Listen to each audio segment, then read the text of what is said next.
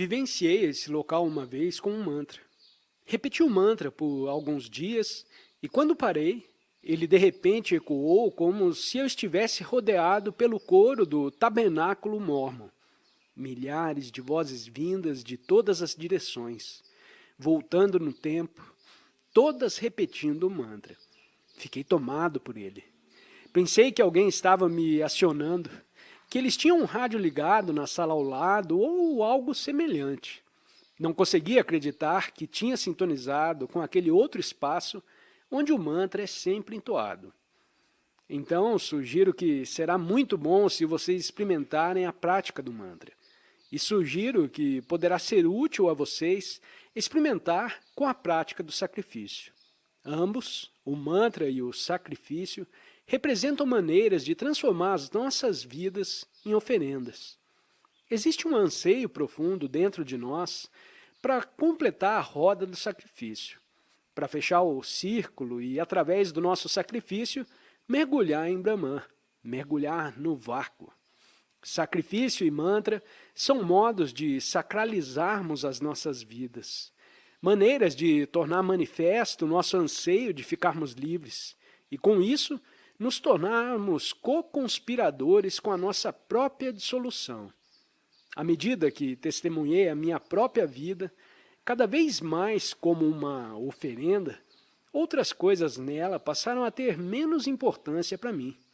Fazer para mim não era tão interessante quanto entregar para fora, para cima, para dentro. Maharaj me deu o nome de Ram Dass, e Ram Dass significa servo de Deus. Isso é, que a minha vida é oferecida ao serviço do Uno. Alguém disse para mim, para que você precisa de um nome tão estranho como esse? Você precisa ter um nome indiano? Não pode ser somente Dick Alpert? Certamente posso, mas ter um nome como Ram Dass é muito funcional, porque ele me fez lembrar de alguma coisa o tempo todo. Ram Dass, servo de Deus. Alguém diz Ram Dass e eu ouço servo de Deus. E isso imediatamente me lembra o motivo da minha viagem. Sobre esse processo de servir, do sacrifício e da transformação.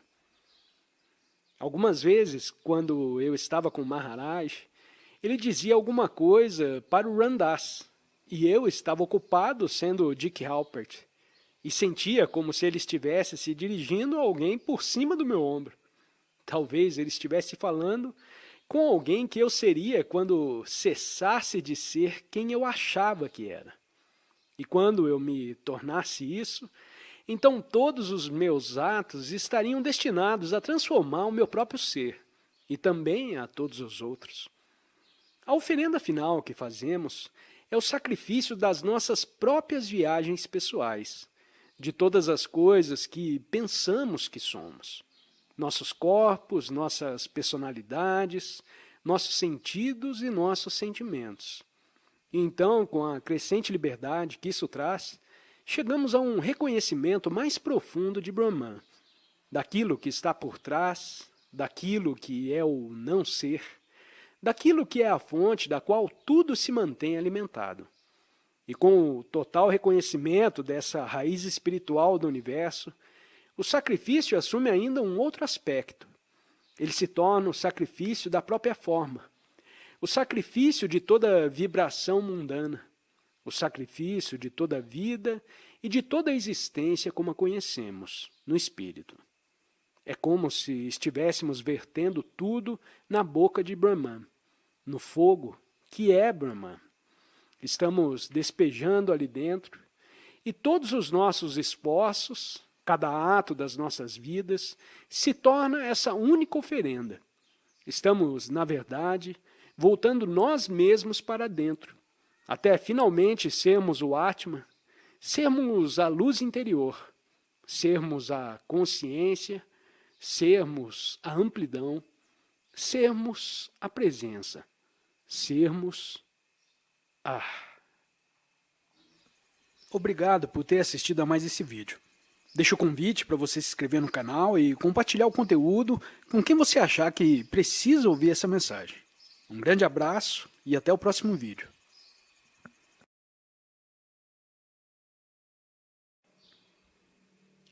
Em todo Gita encontramos referências ao papel na vida espiritual, de práticas que poderiam ser chamadas de renúncias. Elas estão relacionadas, de certa forma, ao sacrifício. São atos de purificação destinados a encurtar os elos que nos ligam aos reinos mundanos.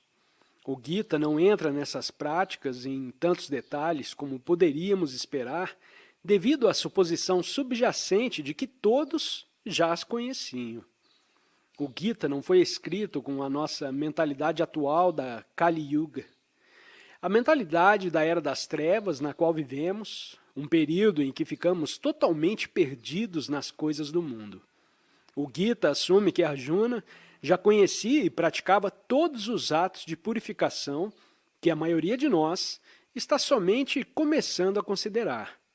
As práticas de purificação são essencialmente técnicas para nos colocar em uma posição onde seremos preparados para vivenciar o conhecimento direto e em primeira mão de Brahman. Elas fazem isso criando uma estrutura através da qual podemos nos afastar das coisas que nos mantêm aprisionados, coisas que continuam a criar karma para nós o tempo inteiro. Isso é, todos os rituais de purificação no hinduísmo, e existem rituais no budismo, cristianismo, judaísmo, islamismo e também na maioria das outras religiões, e as práticas se sobrepõem. Todas as renúncias são realizadas a fim de nos preservar, para que não geremos um karma tão pesado para nós. Até isso acontecer, ficamos constantemente preocupados com o material que estamos criando a cada dia. No momento em que a preocupação diminuir um pouco, teremos um espaço onde poderemos iniciar um novo enfoque e aprofundar a nossa meditação. E então, junto com esse aprofundamento, virá a sabedoria superior. Esse é o princípio por trás da prática. De certa forma, a purificação é um tipo de publicidade. Você considera o seu corpo como ele é agora, a sua mente como ela é agora, e os seus sentimentos como eles são agora. E bem aqui, nesse lugar, está Brahman, o estado iluminado. Bem aqui, nesse momento. Não está lá ou ali. Não está na Índia ou no Tibete. Não está guardado em segredo por ele ou ela. E não está nesse livro e nem naquele. Está bem aqui e você é ele nesse momento. Bem, então qual o objetivo da purificação? Qual, na verdade, é o alvo de qualquer uma dessas práticas, se já somos Brahman? Elas visam nos livrar de qualquer coisa que nos impeça de realmente saber quem somos nesse momento. De um ponto de vista prático, estamos em frente a um paradoxo interessante. Em um nível da nossa compreensão intelectual, sabemos que já temos todas as riquezas. Sabemos que somos o Atman, que somos o Buda, que somos livres. Sabemos tudo isso. Mas se olharmos para dentro, notaremos que, embora saibamos tudo isso, de certa forma, não acreditamos. É isso que os métodos da purificação visam, nos tirar de onde achamos que ainda estamos, para onde não achamos que estaremos jamais. Por isso temos todas essas práticas como o Karma Yoga e o Jnana Yoga, como o sacrifício e o mantra, como a renúncia e a purificação. Todas elas, por alguma via, são projetadas para superar o bloqueio entre o nosso conhecimento e a nossa crença. Somente para dar uma forma à nossa discussão, temos alguns slokas do Gita. Pois o homem que renuncia a todos os desejos e abandona todo o orgulho da posse e do ser, atinge o objetivo da paz suprema. Saiba que um homem de renúncia verdadeira é aquele que não anseia nem odeia, pois aquele que está acima dos dois contrários logo encontra a sua liberdade. Quando na lembrança ele recolhe todos os seus sentidos, das atrações, dos prazeres dos sentidos, assim como uma tartaruga encolhe todos os seus membros, então a sabedoria é serena. A atração dos nossos sentidos é o que nos mantém presos. E o processo de purificação, que o Gita parece estar recomendando aqui, é a renúncia aos sentidos.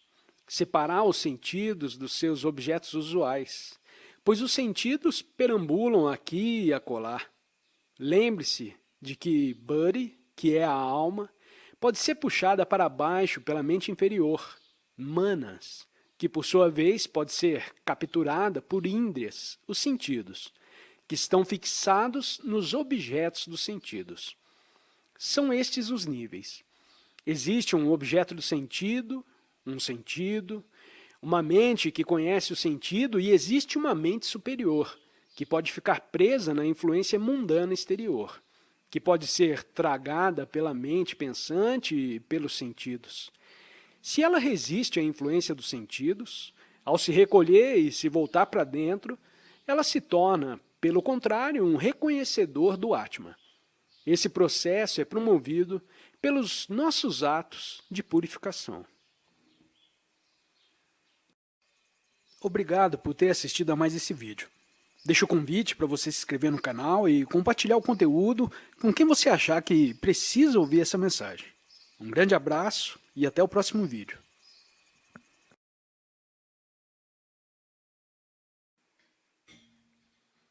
Vamos abordar um pouco mais rapidamente os outros yamas, mas acredito que tenha sido válido dedicar um tempo suficiente para explorar mais profundamente uma prática como a de ahimsa, para obtermos uma visão total dela.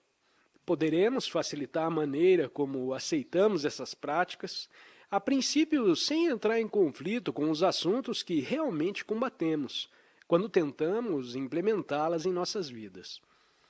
O segundo yama é satya, a verdade, não mentir. Disse Gandhi, a verdade é Deus e Deus é a verdade. E a vida dele foi uma confirmação de alguém que estava tentando viver o mais próximo possível da verdade.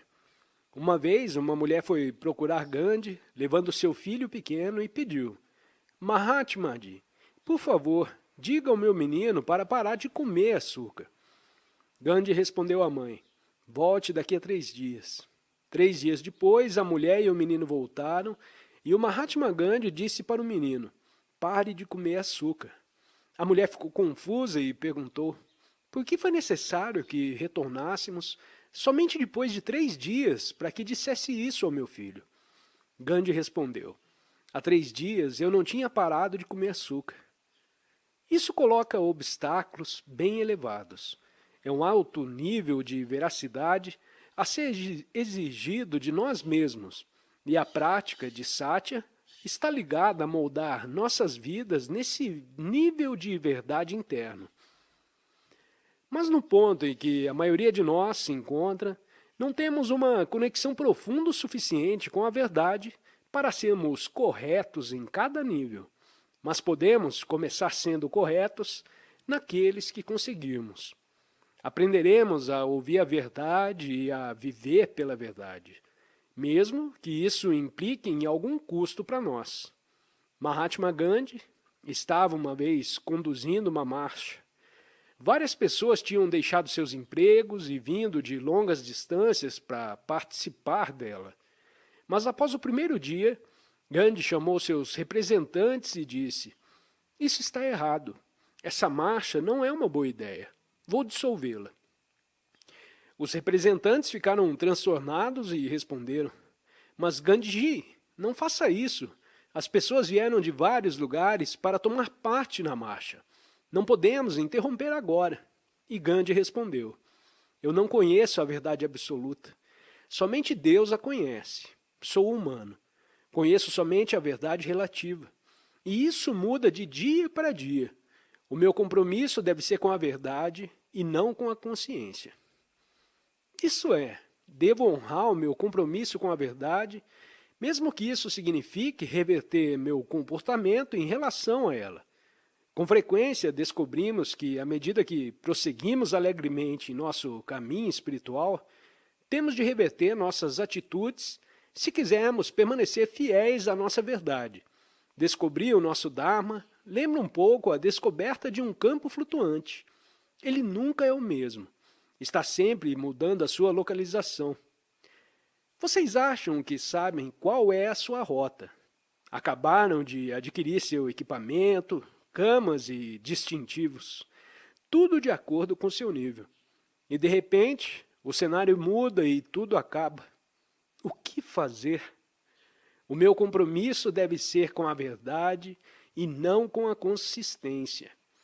Doem todo o seu equipamento para a loja mais próxima do Exército da Salvação e sigam em frente. Após um tempo, vocês passarão a alugar os uniformes, não os comprarão mais porque perceberão que mudarão de uma viagem para outra muito rapidamente. Vocês somente permanecerão o mais próximo possível da sua verdade. Maharaj estava sempre me lembrando para dizer a verdade. Era um dos seus diálogos regulares comigo. Ramdas, fale a verdade. Sim, Maharaj. Ele alternava esse diálogo com o outro, e ele me chamava e dizia, Ramdas, abandone a raiva. Sim, Maharaj. Parecia fácil não sentir raiva.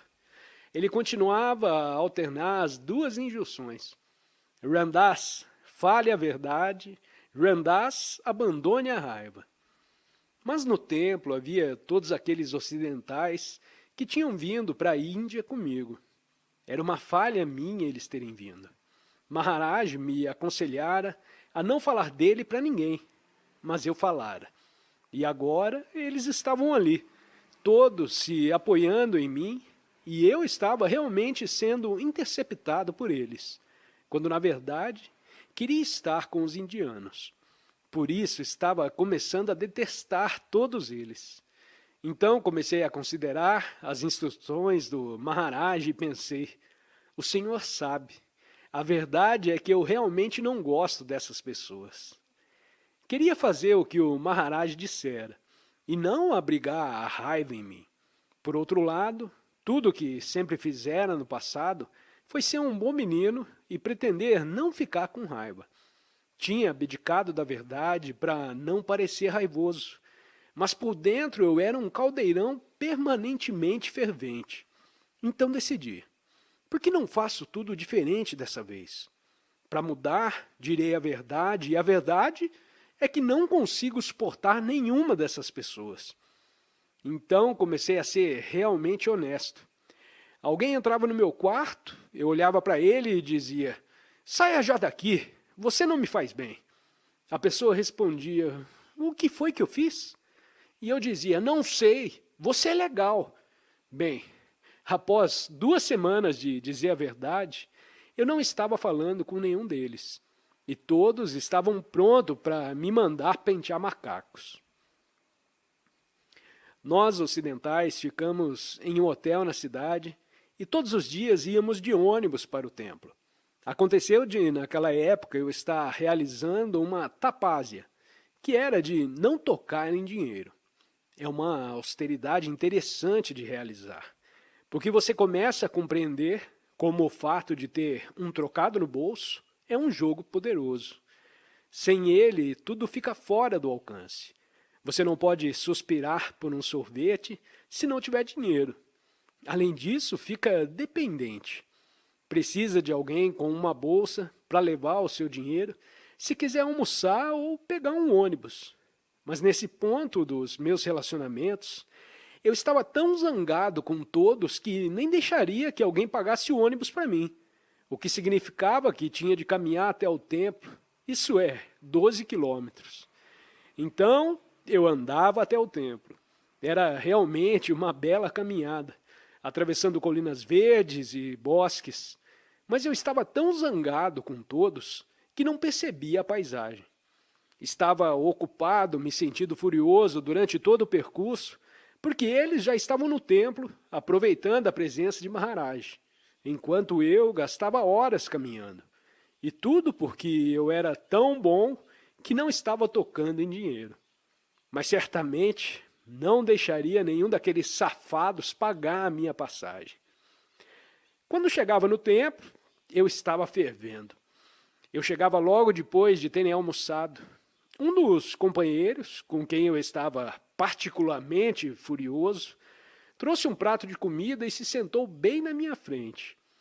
Eu não quis receber o alimento das mãos dele, e por isso peguei o prato de folha e joguei no seu rosto. Do outro lado, Maharaj assistiu a tudo. Ramdas?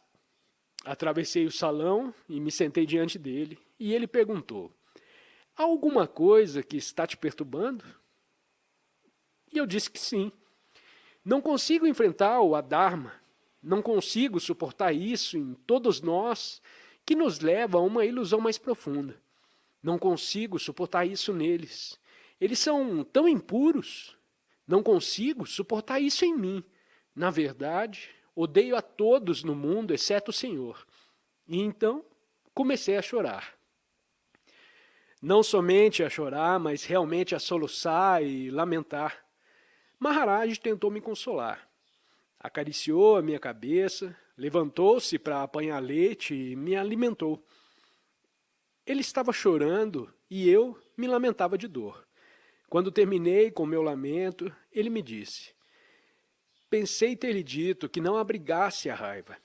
E eu disse, sim, mas também me disse que falasse a verdade. E a verdade é que estou com raiva. Ele então se inclinou para mim, até que seu nariz encostou-se ao meu, e nos encaramos olhos nos olhos.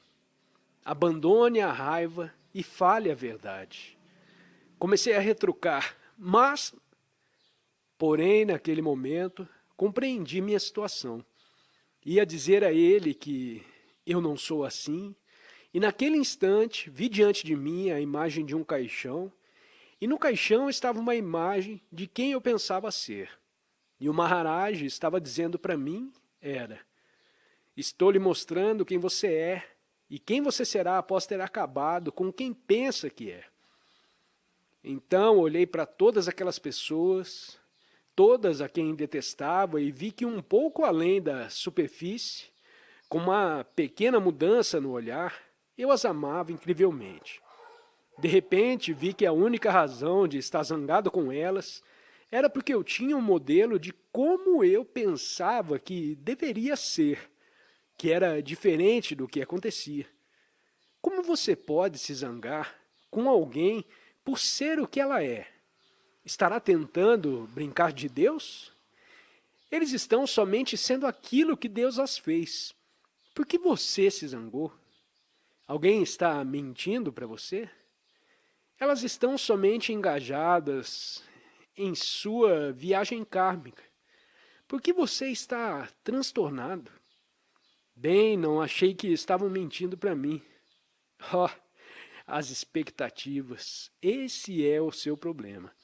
Na próxima vez em que ficar zangado, observe mais de perto aquilo que o está deixando zangado. Compreenderá que sente raiva porque Deus não fez o mundo da maneira que você acha que deveria ter feito. Mas Deus fez o mundo da maneira que teria de ser. Obrigado por ter assistido a mais esse vídeo.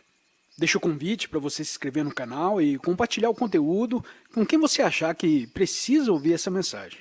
Um grande abraço e até o próximo vídeo.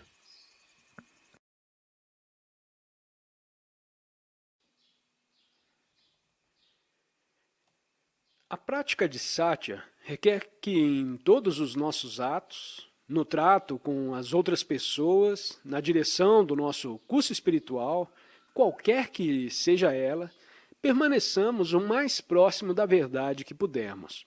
Maharaj me disse, a verdade é a tapásia mais difícil e a austeridade mais dura, a mais inflexível de ser seguida. Explicou. As pessoas o odiarão por dizer a verdade, e algumas vezes elas odeiam realmente. As pessoas rirão de você e o insultarão, e até poderão matá-lo, mas é preciso que você fale a verdade. O problema é que só podemos falar a verdade quando cessamos de nos identificar com a parte de nós que achamos ter de proteger. Se tivermos medo de que riam de nós, ou de sermos insultados ou mortos, não poderemos falar a verdade. Não poderemos dizer a verdade se estivermos ocupados protegendo alguma posição. Somente quando compreendemos que não somos tão vulneráveis quanto tememos ser, é que poderemos nos permitir falar a verdade. Digamos que eu lhe fale a verdade e vocês não gostem dela. Se levantem e saiam. Isso é problema de vocês e não meu. Mas se eu precisar do amor de vocês, do seu amor interpessoal, não poderei me arriscar se quiserem ir embora. Por isso, não poderei falar a verdade. Nunca poderei ser direto com vocês se precisar de alguma coisa de vocês. Por isso, para lhes falar a verdade, terei que desistir de qualquer necessidade que houver em mim. Por isso, Satya é uma prática de renúncia. O que precisamos renunciar são os apegos que nos impedem de falar a verdade. Esse é um aspecto bem profundo sobre a verdade. Quando estamos firmados na verdade, realmente enraizados na verdade, a sua palavra assume o poder, de modo que, quando vocês falam alguma coisa, isso basta. Quando vocês concedem uma bênção, a bênção é dada. Ela simplesmente acontece. Quando vocês dizem, está curado, a pessoa fica curada. Esse é o poder da palavra. Se a palavra vier de um ponto de total verdade. Porque então ela vem do local em vocês, onde estão tão conectados ao núcleo mais profundo da própria verdade, que tudo que vem de vocês é correto em todos os níveis. As purificações das práticas de Satya nos preparam para esse tipo de verdade. A terceira prática de Yama que gostaria de falar é a chamada aparigraha. Ela significa, literalmente, não acumular, mas é também interpretada como significando não cobiçar, não possuir ou não dar e não receber. Não dar e não receber não significa que nada seja transferido. Está ligado ao espírito no qual o dar e o receber são realizados. Ela reconhece que o doador e recebedor são o mesmo. Por isso existe uma liberação de qualquer cobiça na transação.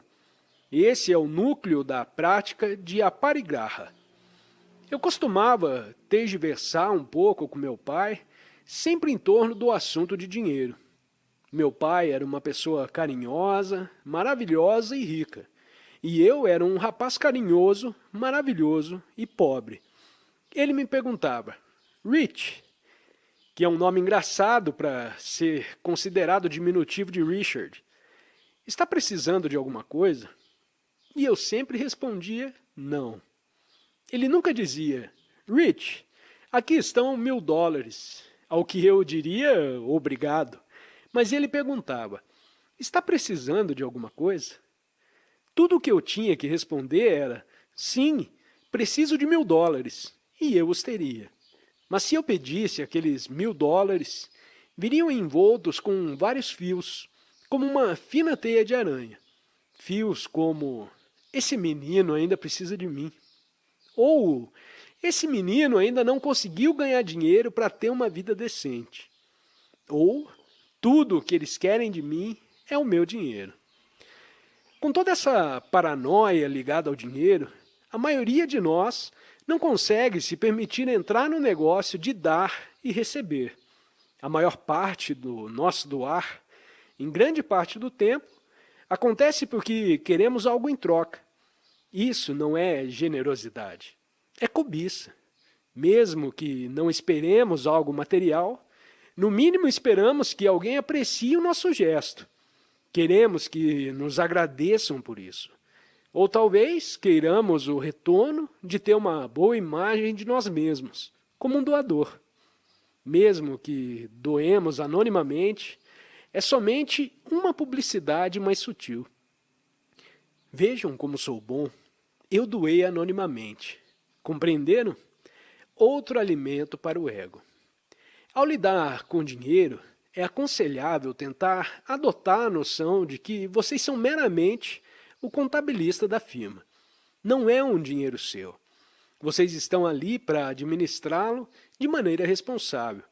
Não era realmente o dinheiro do meu pai, e ele era meramente o zelador daquela energia naquele momento, porque era o seu karma desempenhar aquele papel.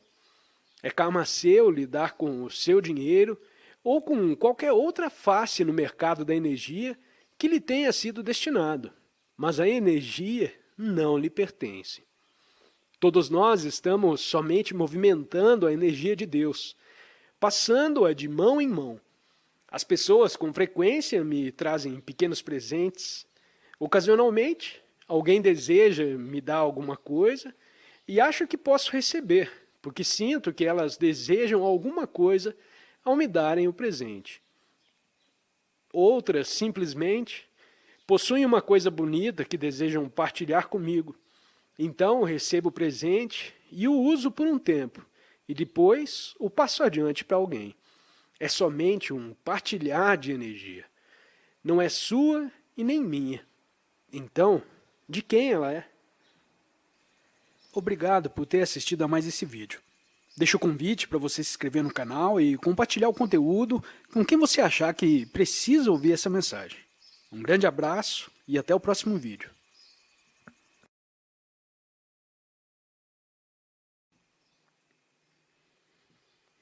Quando os Estados Unidos doam comida como um auxílio no exterior, como uma partida de trigo para Biafra, nela vai estampada: doação dos Estados Unidos da América.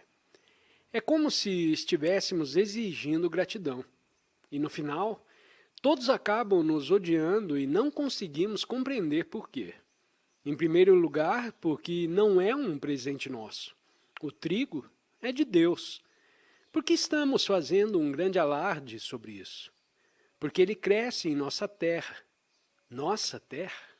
Tem certeza? Minha mãe costumava passear pela nossa propriedade, dizendo: essa é minha árvore, essa é minha casa, essa é minha tralalá. Conceito errado esse de minha árvore. Elas são árvores de Deus. Ninguém possui nada. Isso é um absurdo. Estamos somente trabalhando a energia que está passando através de nós.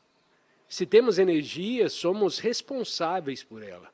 Podemos utilizá-la para criar mais céu ou mais inferno. Podemos aliviar o sofrimento de seres conscientes ou afundá-los mais na ilusão.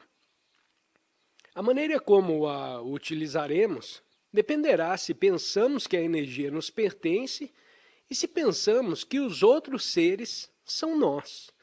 Não podemos, simultaneamente, proteger nossa pequena casa, acumular e, ao mesmo tempo, abrir nossos corações para outras pessoas. Praticar a parigraha é renunciar ao escopo do primeiro chakra como possessividade e ganância, para que possamos agir de modo mais consciencioso com todas as energias que nos foram dadas. Asteia, não roubar, é óbvio. Se todos somos nós, a quem vocês irão roubar? Vão depenar a si mesmos? Irão roubar a lata de biscoitos da sua casa? Estarão somente tirando de vocês mesmos. Não existe eles no seu universo. Vocês não conseguem roubar. É simples. Então, para roubar, vocês precisam ver a sua vítima como o outro. Isso significa que roubar nos afunda mais na ilusão do eu e você, que é a ilusão da identidade, que é a ilusão do separatismo. Esse, do ponto de vista espiritual, é o motivo do não roubar ser parte da prática do Ashtanga Yoga. Não é devido às nossas ideias usuais sobre moralidade.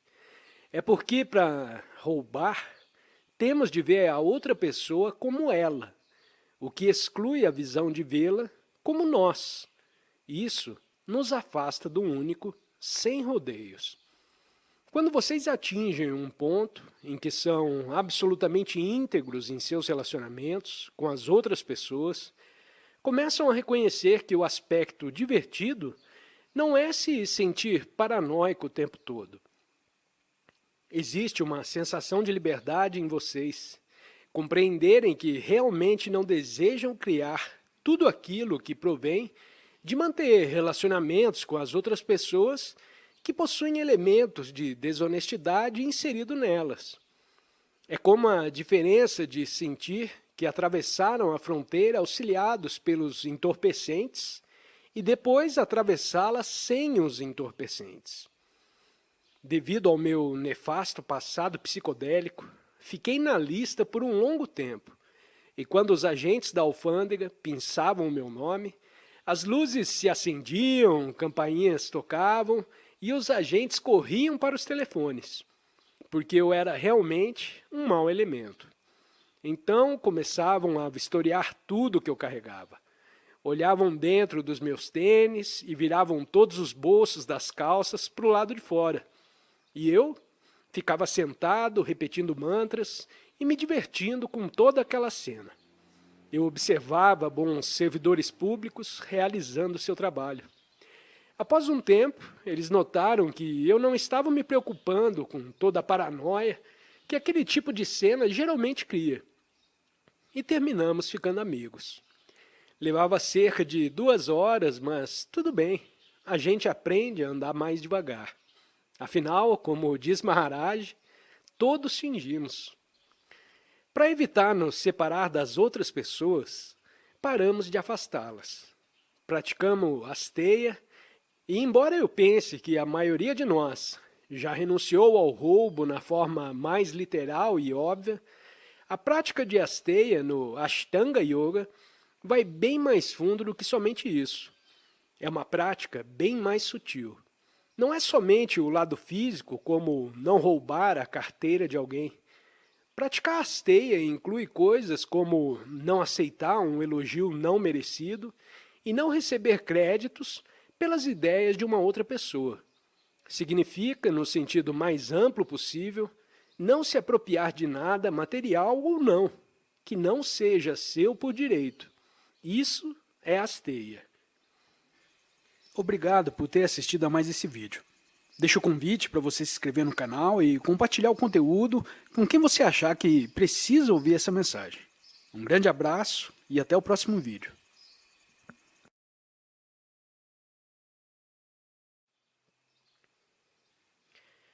Guardei para último lugar a ausência de luxúria, porque não acredito que a maioria de nós realmente deseja ouvir sobre esse assunto. A palavra que é utilizada para isso, Brahmacharya, significa literalmente comportar-se como um discípulo de Brahma e vincula a abstenção da luxúria em todas as suas formas. Significa renunciar ao desejo apaixonado por um objeto, em pensamento, palavra e ato, em todas as condições, lugares e momentos. E agora um exemplo de peso, Santo Agostinho. Como sabem, rezava: Senhor, dê-me castidade e o comedimento, mas não já. Talvez este seja o lema apropriado para nós nesse momento. Pelo fato de termos nascido em uma encarnação como um animal que reproduz a espécie através do acasalamento, todos esses desejos decorrentes são fortes em nós. Pertencem ao segundo chakra e existe muita energia ali localizada. Dentro da nossa própria sociedade, tudo conspira para tornar o segundo chakra um templo de adoração, com a revista Playboy como Bíblia. Gandhi disse: a única razão para se ter sexo é a reprodução. Mas descobri que muito poucas pessoas em uma plateia ocidental estão prontas para ouvir isso. Quando leio essa citação, as pessoas se retesam e dizem: não venha com esse moralismo, os tempos atuais são de liberdade sexual. A primeira vez em que fiz essa citação de Gandhi foi numa conferência que proferi em Berkeley. no início do movimento de liberdade sexual. Havia cerca de 50 pessoas na plateia e um casal na primeira fila estava se acariciando bem ali na minha frente. Acredito que estivessem afirmando a sua liberdade sexual. Quando li a frase de Gandhi para a plateia e comecei a falar sobre a sua filosofia e as razões por trás dela, vi o casal ficando cada vez mais irrequieto e, após alguns minutos, o rapaz perdeu a sua ereção e toda a afirmação terminou abruptamente. Mas Brahmacharya não é uma afirmação moralista sobre nós. É o mesmo que acontece com o jejum. Não o seguimos porque somos bons, mas porque estamos prontos para terminar com o jogo da luxúria. É interessante considerar que se alguém está caindo de um penhasco, ou se o seu carro está descontrolado, provavelmente a pessoa não estará se sentindo muito sexy. Quando se trata de sobrevivência, a luxúria parece desaparecer. É como se saísse pela janela. Naquele momento, vocês estão totalmente direcionados para permanecer vivos. Agora imaginem que estão tão preocupados em chegar a Deus que poderá acontecer a mesma coisa, que a sua luxúria simplesmente desaparecerá. Não que vocês façam isso acontecer da mesma maneira que vocês perderam o desejo sexual quando o carro estava descontrolado. Simplesmente acontece. Esse é o verdadeiro Brahmacharya, quando a luxúria desaparece. Não quando vocês a estão controlando, porque se a estiverem controlando, vocês a empurrarão aqui para ela surgir ali. Quando vocês trabalham com sistemas de impulsos poderosos como o sexo, o jejum ou a respiração, estão trabalhando com um aspecto profundamente enraizado em nós. É o material primordial das nossas encarnações. E não podemos lidar com eles levianamente. Cada um de nós deve lidar com níveis diferentes de energia dentro desses sistemas e com níveis diferentes de apegos. Por isso, algo que é certo para uma pessoa é totalmente errado para outra. Devemos acessar uma prática de purificação como Brahmacharya com tudo isso em mente. Por isso, para alguns de nós, a necessidade absoluta nessa encarnação é que nos casemos e tenhamos filhos. E para outros, isso estaria fora de cogitação. E devemos lutar nesse sentido. Se tivermos um modelo em nossas cabeças que, para nos santificarmos, deveríamos agir desta forma ou daquela outra, ficaremos agarrados aos nossos modelos e não conseguiremos ver a verdade sobre o que de fato precisamos fazer. Tudo isso exposto, ainda existem boas razões para a ênfase do Brahmacharya, no Ashtanga Yoga. Uma razão está na maneira como a luxúria envenena os nossos relacionamentos com as outras pessoas. Vamos deixar claro que estamos falando aqui de luxúria e não da sexualidade que está ligada ao amor. A luxúria transforma outra pessoa em um objeto. O amor faz exatamente o oposto. Quando vocês sentem luxúria por uma pessoa, vocês a veem como um corpo, algo para satisfazer as exigências do seu segundo chakra. Sempre que vocês virem uma outra pessoa como um objeto para ser manipulado pelos seus próprios propósitos, se esqueceram de que estão lidando com uma outra manifestação de Deus. Uma segunda razão para considerar o Brahmacharya repousa no fato de que a energia sexual é somente isso, uma energia. É meramente mais uma forma de energia. E existem estágios em nosso sadhana em que a quantidade de energia que temos disponível em nós é muito importante. Nesse ponto, vocês desejarão conservar a energia sexual para tê-la disponível para outros usos. E então, vocês adotam a prática do Brahmacharya. E o hinduísmo não é a única tradição que a ensina. Vários caminhos espirituais sugerem que em determinados estágios de desenvolvimento espiritual é aconselhável minimizar a atividade sexual, porque ela gasta muita energia que poderia ser utilizada de maneira diferente. E é verdade, posso afirmar. Quando eu estava realizando práticas de Hatha Yoga e Pranayama muito intensas, nas quais a respiração é interrompida por períodos de tempo prolongados e a energia pode subir pela coluna vertebral, eu estava usando toda a energia de que dispunha. Mas as paixões estavam sempre à espreita.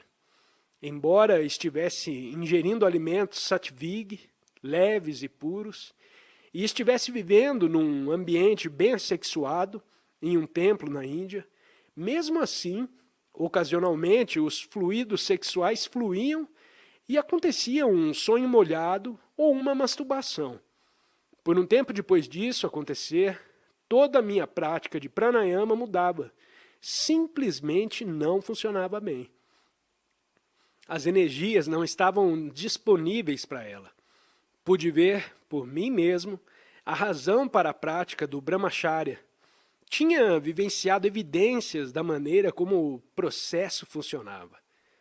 Mas existe, naturalmente, um acesso alternativo para o uso espiritual da energia sexual, que à primeira vista é bem diferente da prática Brahmacharya, de conservar a energia. É a prática que chamamos de Tantra Yoga.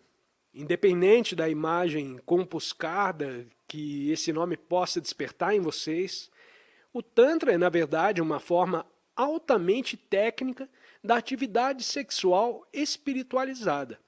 Para começar, não está muito ligada ao orgasmo. É mais voltada para unir opostos polares, para criar uma liberação prolongada de energia e depois usar essa energia para preencher pontos cada vez mais claros e mais vazios. As técnicas tântricas são métodos para fazer gerar essa energia e depois permanecer com ela por períodos prolongados de tempo, sem ficar ansioso para atingir o orgasmo. O Tantra sexual não é uma escalada pessoal gratificante. Não que vocês não a apreciem. E esse é o paradoxo existente nela. Mas se vocês forem pegos, gostando da sensação, terão perdido tudo. O Tantra sexual é baseado na suposição de que vocês estão usando a dança sexual como um upaya, um método para chegar a Deus. Somente isso. E quando é realmente utilizada dessa maneira, é uma ferramenta poderosa para o despertar. Mas o Tantra traz também muita autoilusão. Muitas pessoas não desejam desistir do sexo, mas querem parecer santificadas.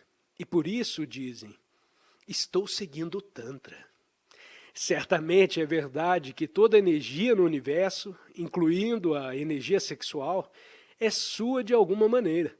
E é verdade que quando vocês finalmente perceberem quem realmente são, poderão realizar isso a cada dia e permanecer com Deus sempre.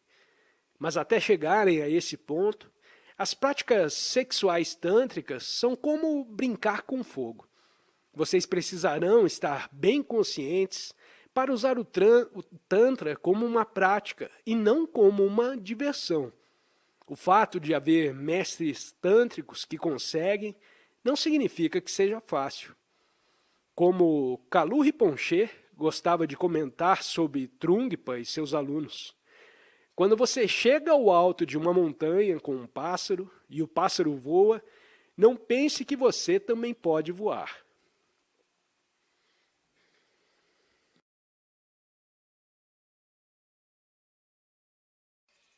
Obrigado por ter assistido a mais esse vídeo. Deixo o convite para você se inscrever no canal e compartilhar o conteúdo com quem você achar que precisa ouvir essa mensagem. Um grande abraço e até o próximo vídeo.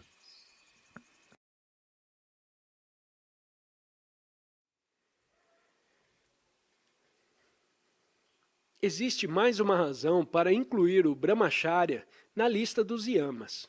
Além de objetivar a outra pessoa, a esgotar as nossas reservas de energia, a luxúria é atraente. Ela nos ajuda a ficar aprisionados em nossos desejos. A cada vez que realizamos um ato em resposta a um desejo, terminamos reforçando a probabilidade de ter novamente aquele desejo no futuro. Isso não é metafísica. É somente uma teoria direta de aprendizagem da psicologia. Você satisfaz o seu desejo, você reforça a motivação. Ou, como disse Buda, a corrupção é como os gatos. Se você os alimenta, eles continuam aparecendo.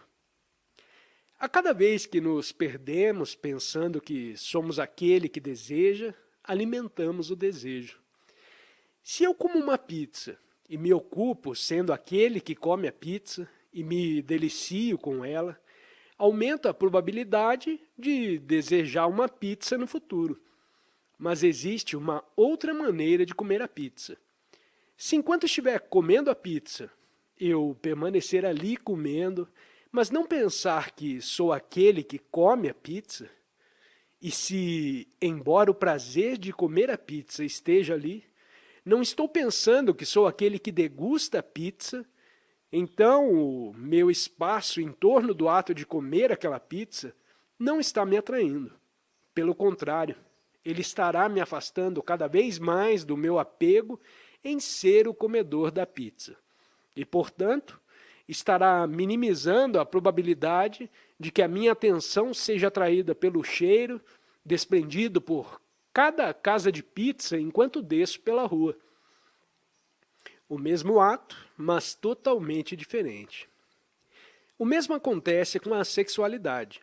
Quando vocês praticam o Brahmacharya, quando renunciam à sua sexualidade, isso não significa necessariamente que interromperão o jogo, ou que anularão o sexo.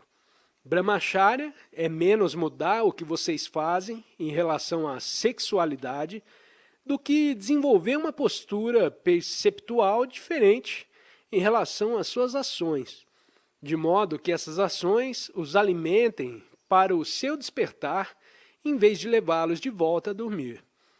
O verdadeiro Brahmacharya e o verdadeiro Tantra são ambos atos de renúncia. E ao que vocês estão renunciando, em ambos os casos, são os seus sistemas de desejo. Saibam que um homem de verdadeira renúncia é aquele que não anseia por nada, diz o Gita. Não anseia. Esse é o significado mais profundo de Brahmacharya. É o mesmo princípio que mencionei na minha experiência do jejum. Em um nível mais superficial, renúncia significa renunciar ao próprio objeto, mas no sentido mais profundo é renunciar ao nosso apego ao objeto, a nossa ansiedade por ele. Então, se nos comprometemos ou não com um ato, é totalmente irrelevante, porque não existe apego, e um ato realizado sem apego não cria mais karma. É simples. O Gita diz: satisfeito com o que chega que não foi solicitado.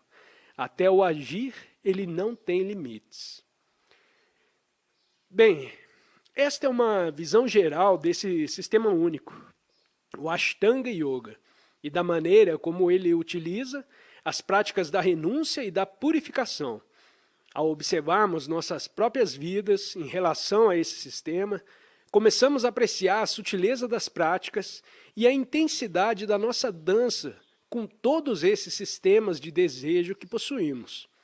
Escolhemos um desejo e dizemos: bem, estou pronto para renunciar a este. E então paramos de realizá-lo por um tempo. E talvez ocorra o que aconteceu comigo e o meu vegetarianismo. Descobri que o assumi um pouco cedo demais. Tinha tropeçado nele. Ele não tinha brotado no meu interior. Eu não estava pronto para abdicar de comer. Somente queria estar pronto. Mas ainda havia muita coisa dentro de mim e voltei a comer carne. Mas quando somos atraídos para elas, começamos a praticar as purificações que sentimos. Nos libertarão do material óbvio que sabemos que nos mantém apegados. Iniciamos a purificação porque nos parece correto realizá-la. E quanto mais leves as nossas vidas ficam, mais o nosso trabalho interior pode prosseguir. Iniciamos a purificação, porque se as águas estiverem muito revoltas do lado de fora, poderemos prosseguir com o nosso trabalho interior. Se estivermos dilacerando pessoas, se estivermos odiando essa pessoa e sentindo luxúria por outra, se formos tomados pela ganância, pela paixão e pela ira, realmente será difícil meditar. Será difícil, sobre essas condições, acalmar a mente e abrir o coração. E então damos início ao trabalho da purificação. Se quiserem jogar um pouco mais com a prática da renúncia, escolham um desejo com o qual se deparam todos os dias. Podem decidir qual deles. Desejo de comer alguma coisa, desejo de fumar um cigarro, qualquer um que vocês escolham. Escolham algo com o qual vocês se deparam todos os dias. Digamos, por exemplo, uma xícara de café de manhã.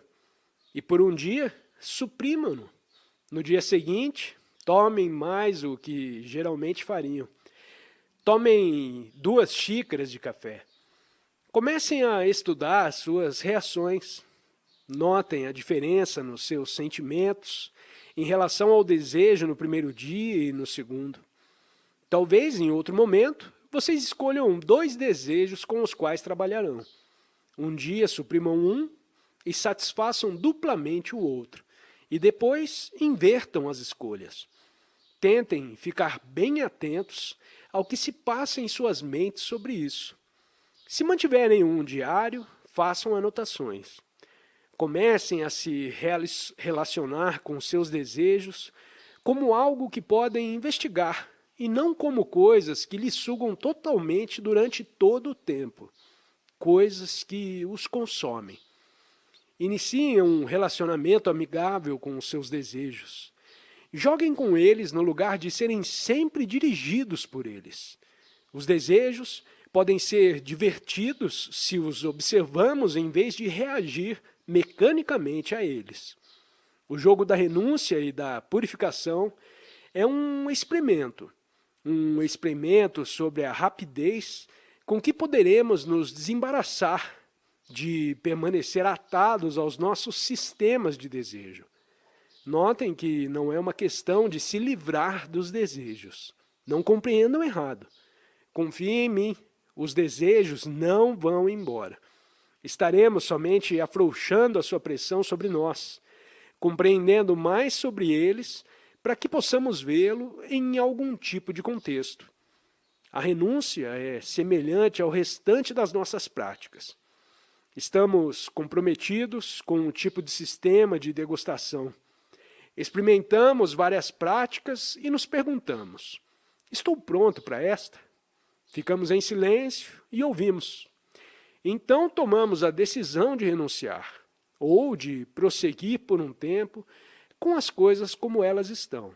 Trazemos o máximo de consciência que conseguimos reunir para cada sistema, sem ficarmos tensos com isso.